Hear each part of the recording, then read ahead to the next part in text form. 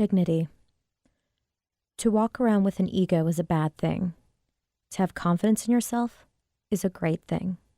Fred Durst. Gymnophoria.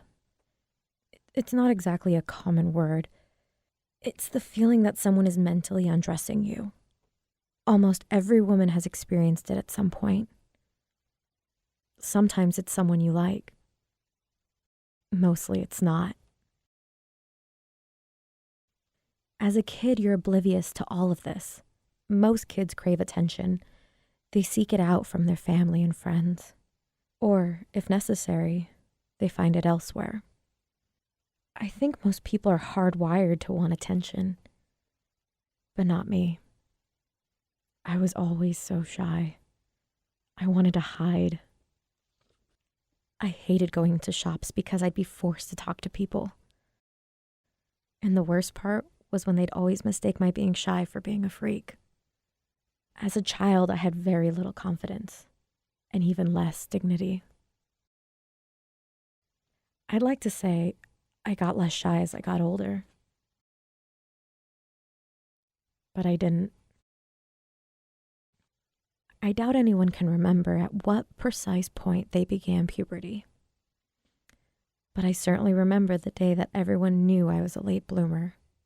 Someone had drawn all of our class on the blackboard for fun. The drawings had names, but didn't actually need them. We all instantly knew who the pictures referred to. It sounds bad, but I found everyone else's drawings funny. I mean, they were all so crudely accurate, but then I saw mine. It was just a straight line. I was totally flat. Suddenly, I didn't think the drawings were funny at all. At that moment, all I wanted were some boobs. I felt like even the teachers were laughing at me. That term didn't end fast enough. When I came back from summer break, I had blossomed. It felt weird. I was the same person, but my body didn't fit me. The attention I got made me feel like a piece of meat. I didn't understand what I was supposed to do.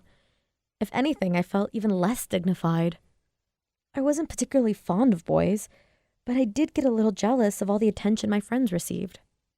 But when it finally happened to me, it just felt uncomfortable. People found my body attractive. It was something they wanted. All at once, I was confused, empowered, embarrassed, excited, and scared. Before, I moved in a natural way. I just moved how and when I wanted to. But suddenly, the way I moved mattered. I was public property. People watched me, and my God, did they judge. I had to develop what I called my street face. I even had to stop smiling because people got the wrong idea, and I didn't want to encourage them. And it wasn't just boys or dirty old men. Teachers treated me differently too. It wasn't just emotional turbulence. Getting boobs hurts. It hurts when you run. No one tells you that when you're growing up, and they should. I don't know why it messed with my head so much, but ultimately I decided I had two choices. I could cover up completely, avoid all attention, and let my shyness consume me, or I could try to embrace my body and live a life without fear. There were a few options, like sneaking out to clubs with my friends. But this was something I had to do on my own. I made an extreme choice. I know it's hard to explain. Maybe I had daddy issues. Maybe it's because I never had a real boyfriend. Maybe being a late developer on top of my extreme shyness messed up my self-confidence.